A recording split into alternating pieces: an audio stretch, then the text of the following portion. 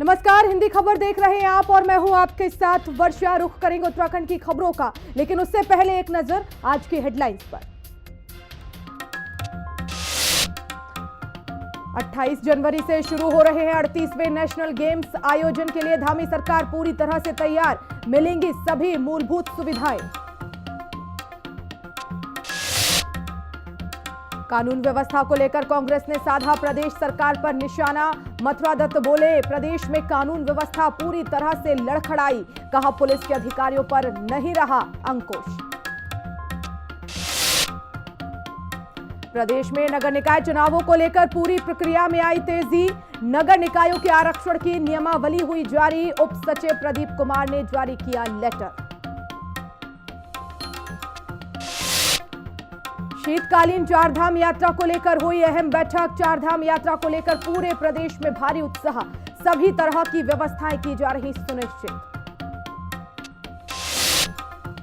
पौड़ी महोत्सव में नरेंद्र सिंह नेगी ने गीतों से बांधा समा। गीतों को सुनकर झूमे लोग। नेगी ने जताया व्यापार सभा का आभार।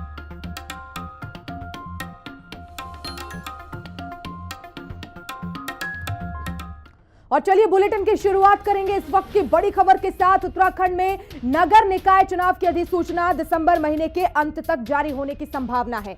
10 दिसंबर को नगर निकायों के ओबीसी आरक्षण अध्यादेश को मंजूरी मिलने के बाद शासन ने प्रक्रिया तेज कर दी है और इसी क्रम में उत्तराखंड शासन ने उत्तराखंड नगर पालिका नगर पंचायत नियमावली 2024 और उत्तराखंड नगर निगम नियमावली 2024 को जारी कर दिया है। इस संबंध में उप सचिव प्रदीप कुमार शुक्ल ने पत्र जारी कर दिया है। शासन ने नगर निकायों के आरक्षण की नियमावली जारी कर शहरी विकास निदेशालय को भेज दी है। उप सचिव प्रदीप कुमार शुक्ल की तरफ से शहरी विकास विभाग को भेजे गए पत्र के मुताबिक स्थानीय नगर निकाय सामान्य निर्वाचन 2024 के संबंध में नगर पंचायतों, नगर पालिकाओं, नगर निगमों में स्थानों और पदों का आरक्षण तय किए जाने के लिए प्रस्ताव तैयार कर जल्द से जल्द शासन को उपलब्ध कराया जाए ताकि आगे की कार्रवाई की जा सके। और इसी खबर पर ज्यादा जानकारी के लिए मेरे सहयोगी अशोक इस समय लाइव जुड़ गए हैं। अशोक, निकाय चुनावों को लेकर क्या तेजी देखने को मिल रही है?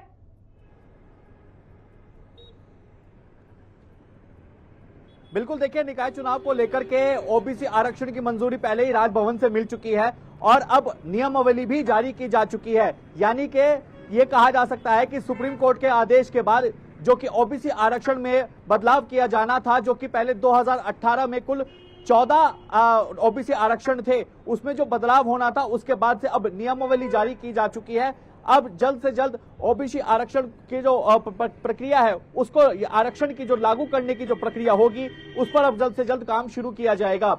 यानी कि माना यह जा रहा है कि जल्द ही इसकी अधिसूचना अब जारी होगी और अधिसूचना के बाद जनवरी तक निकाय चुनाव के होने की संभावना है। लेकिन जिस तरीके से देखिए, हमने देखा कि पिछले काफी लंबे समय से मुख्य विपक्षी पार्टी लगातार कांग्रेस जो है सरकार पर हमलावर होती हुई नजर आई है। निकाय चुनाव को लेकर के हमेशा से कांग्रेस का ये बात कहना रहा है कि सरकार को कहीं ना कहीं डर जो है वो सता रहा है, जिसके चलते निकाय चुनाव पीछे होते जा रहे हैं। लेकिन अब जिस तरीके से राजभवन से पहले मंजूरी मिलती है, निकाय चुनाव का रास्ता साफ हो जाता है, अब और ओबीसी आरक्षण की नियमावली भी जारी हो जाती है, अब जल्द इसको लागू करने की प्रक्रिया भी शुरू की जाएगी। तो निश्चित तौर पर यह कहा जा सकता है अब बहुत जल्द निकाय चुनाव को लेकर के जब इसकी अधिसूचना जारी होगी तो ये पूरी तरीके से क्लियर हो जाएगा और उसके बाद निकाय चुनाव के लिए तमाम जो पार्टियां हैं वो तैयारियों में जुट जाएगी। जी बिल्कुल। और अशोक, अगर हम बात करें तमाम अलग अलग पार्टियां, तो उनकी क्या तैयारी है? क्योंकि देखिए लगातार ये 1 साल से निकाय चुनाव पेंडिंग अभी पड़े हुए हैं और इन्हें पहले ही हो जाना चाहिए था, लेकिन तमाम जो खामियां थी उसकी वजह से वो पूरे नहीं हो पाए। तो अब क्या, चाहे वो बीजेपी हो, कांग्रेस हो, अन्य क्षेत्रीय दल हो, क्या उन्होंने अपनी तैयारियां पूरी कर ली हैं? कौन कौन से प्रत्याशी होंगे, कौन कौन से बड़े चेहरे होंगे, सभी की तैयारियां हैं?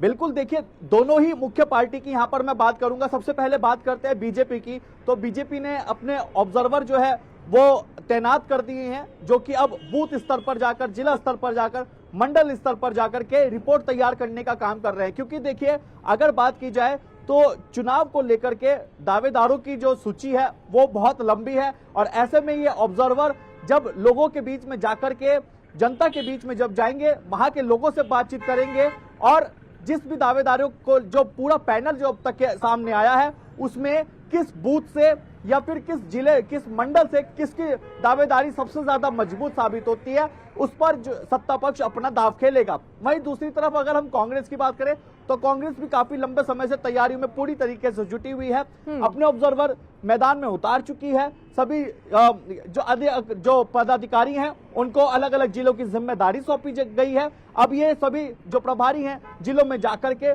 पूरा सर्वे करेंगे। सर्वे के बाद इनकी ओर से भी एक रिपोर्ट तैयार की जाएगी और उसके बाद वो नामों का जो पिटारा है कि किस पर दाव खेला जाएगा, किसके चेहरे पर दाव खेला जाएगा, ये आने वाले वक्त पर पता चलेगा। लेकिन ये जरूर कहा जा सकता है निकाय चुनाव को लेकर के भले ही अभी घोषणा ना हुई हो कि आखिर कब तक होंगे, लेकिन दोनों ही प्रमुख पार्टियां तैयारियों में पूरी तरीके से जोरों शोरों पर जुटी हुई हैं। बहुत शुक्रिया अशोक तमाम जानकारी के लिए।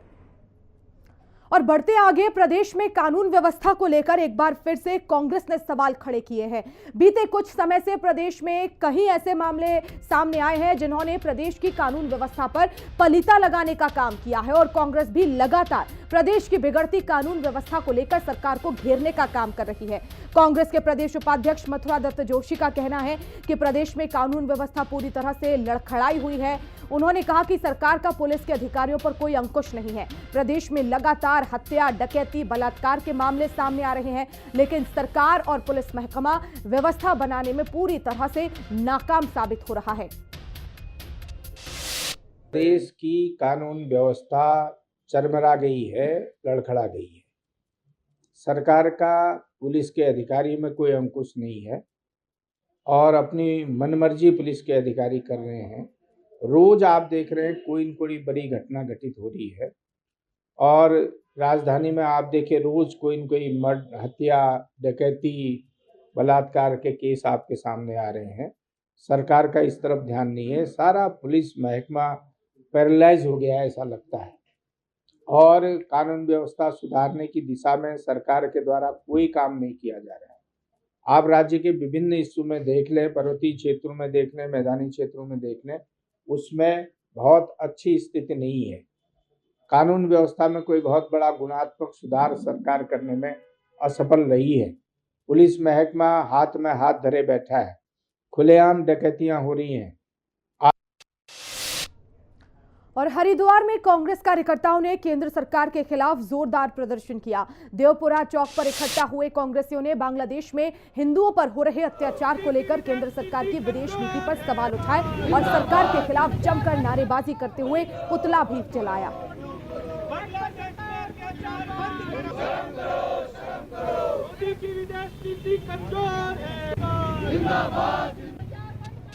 कांग्रेस के नेतृत्व में जो है हमने जो पुतला दहन किया है मोदी सरकार का, वो इस विरोध प्रदर्शन के लिए किया है कि बांग्लादेश में जो पिछले कई महीनों से जो है हिंदुओं पर, अल्पसंख्यक हिंदुओं पर जो अत्याचार हो रहे हैं, जो क्रूरता हो रही है, उनके साथ जो हिंसा हो रही है, उसको रोकथाम करने में मोदी सरकार बिल्कुल नाकामयाब रही है, उसको सफल नहीं रही है। एक तरफ तो ये हिंदुओं के ठेकेदार बनते हैं और ये अपनी विदेश नीति के डंके पीटते हैं और दूसरी तरफ जो है वहाँ पर चाहे हिंदू महिलाएं हों, बच्चे हों, औरतें हों, माताएं हों, उनके साथ जो है वो हिंसा और क्रूरता की जा रही है।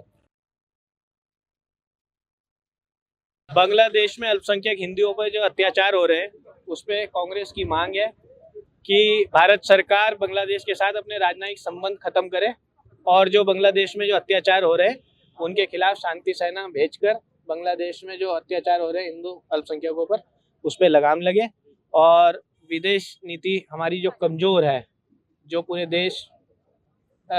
पूरे विश्व में अपना डंका बजने का दावा करते हैं, ऐसे प्रधानमंत्री और मोदी सरकार से हम मांग करते हैं।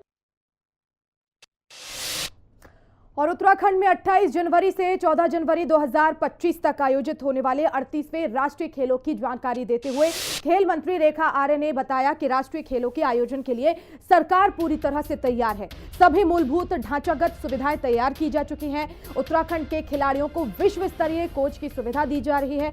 15 तारीख को राष्ट्रीय खेलों की पहचान लोगों को लॉन्च किया जाएगा और इसके माध्यम से उत्तराखंड के रंगों को भारत के हर कोने तक पहुंचाया जाएगा और इसी के साथ खेल एंथम, खेल आइकन, शुभंकर, टॉर्च लॉन्चिंग और उत्तराखंड की संस्कृति को दर्शाए हुए जर्सी की भी लॉन्चिंग होगी। लॉन्चिंग कार्यक्रम में केंद्रीय मंत्री और अधिकारी शामिल होंगे।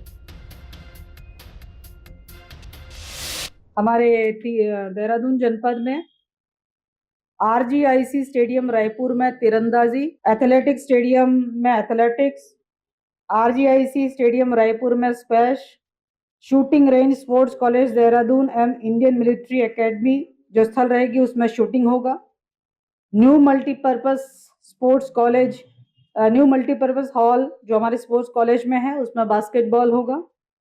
New multipurpose hall sports college में ही जिम्नास्टिक भी होगा। और अब ग्राम पंचायत के निवर्तमान ग्राम प्रधान और क्षेत्र पंचायत प्रमुख प्रशासक बनेंगे।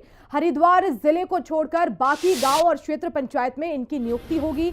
समिति की रिपोर्ट मिलने के बाद शासन ने यह आदेश जारी कर दिए हैं। साथ ही क्षेत्र पंचायतों में निवर्तमान क्षेत्र पंचायत प्रमुख को प्रशासक की जिम्मेदारी दी गई है।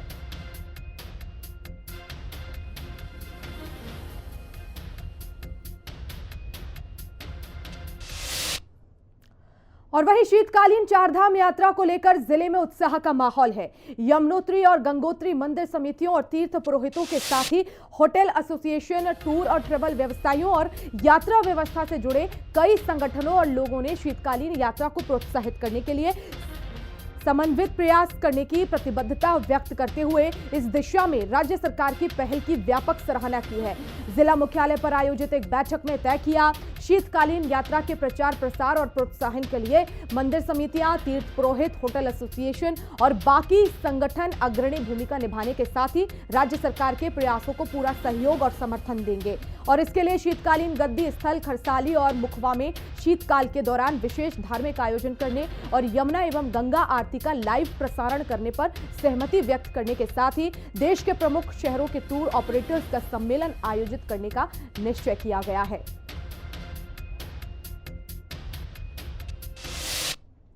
और आगामी चारधाम यात्रा को सुगम, सुरक्षित और सफल बनाने के लिए पुलिस अधीक्षक उत्तरकाशी सरिता डोभाल लगातार तैयारियों में जुटी हुई है। उनके द्वारा यमुनोत्री धाम यात्रा मार्ग और सुरक्षा व्यवस्थाओं का स्थलीय निरीक्षण कर जायजा लिया गया। यात्रा मार्ग पर पड़ने वाली पुलिस चौकियों का निरीक्षण करते हुए वहां मूलभूत सुविधाओं को समय से दुरुस्त करने के निर्देश भी दिए गए। यात्रा मार्ग पर पार्किंग व्यवस्थाओं के संबंध में जरूरी हिदायत दी गई है।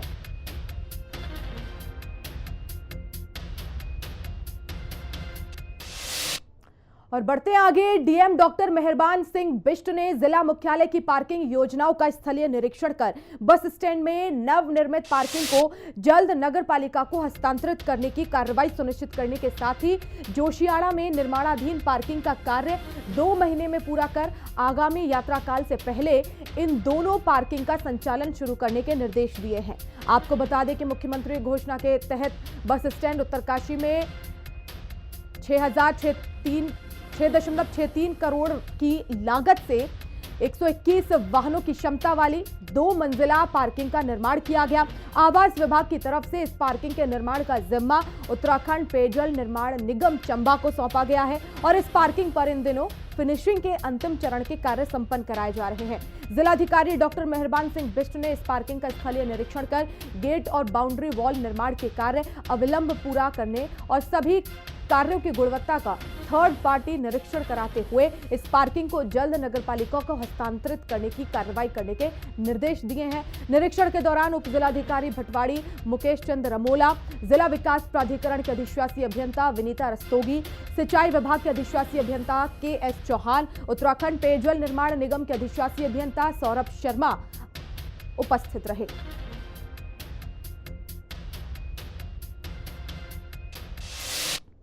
और वहीं व्यापार सभा पौड़ी की ओर से कराए जा रहे पौड़ी महोत्सव के आखिरी दिन गढ़ रतन नरेंद्र सिंह नेगी के गीतों को सुनने के लिए कड़ाके की ठंड में बड़ी संख्या में पौड़ी वासी रामलला मैदान पहुंचे और इस दौरान नरेंद्र सिंह नेगी और अनिल बिष्ट के गीतों ने कार्यक्रम में समा बांध दिया। कार्यक्रम में पहुंचे लोग गीतों को सुनकर झूम उठे। गढ़ रतन नरेंद्र सिंह नेगी ने व्यापार सभा पौड़ी का आभार जताते हुए कहा कि पौड़ी शहर में व्यापार सभा बेहतरीन कार्य कर रहा है जो कि सराहनीय योग्य है।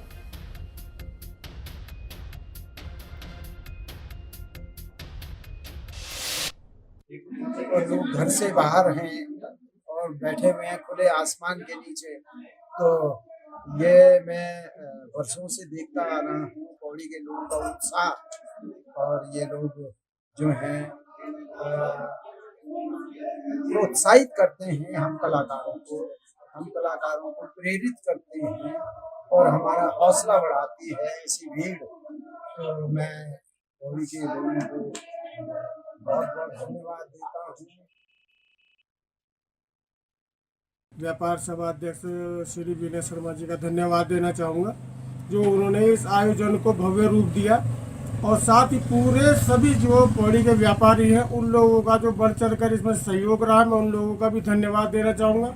और भविष्य में विनय शर्मा जी ने भी बोला, और हम लोगों के सभी के योगदान से बहुत इसको भव्य रूप से हम लोग इस कार्यक्रम को करेंगे।